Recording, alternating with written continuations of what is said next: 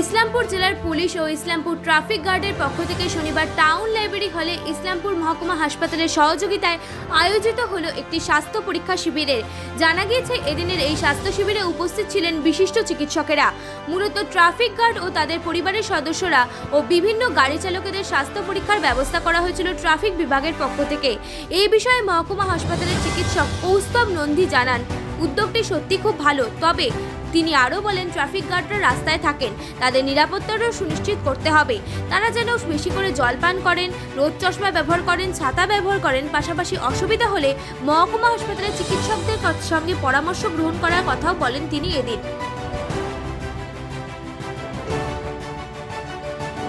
Islampur traffic police যে একটা medical camp arrange করেছে, বিভিন্ন সাধারণ মানুষ এবং যারা ট্রাফিক পুলিশ আছেন, যারা কাজ করেন ওনাদের বা ওনাদের পরিবারের লোকজনদের জন্য। তো এই ক্যাম্পে মেডিকেল চেক আপে আমরা মেডিকেল টিম নিয়ে ইসলামপুর সাব ডিভিশন হসপিটাল থেকে এসেছি। কতজনকে কি মোটামুটি 60 থেকে 50-60 জন পেশেন্টকে আমরা দেখলাম। দেখে আমাদের যা এখানে আমি আছেন, আমাদের অ্যাসোসিয়েটেড মেডিকেল টিম আছেন, ঠিক আছে, মিউনিসিপ্যালিটির থেকেও হেলথ স্টাফরা এসেছেন। তো ওনার দেখার পর আমরা কিছু যেগুলো এনাদের নর্মাল ট্রিটমেন্ট লেগেছে সেগুলো বা মেডিসিন যা দরকার হয়েছে ওনাদের ইসলামপুর সাব ডিভিশন হসপিটালে থেকে মেডিসিনগুলো কালেক্ট করতে বলা হয়েছে।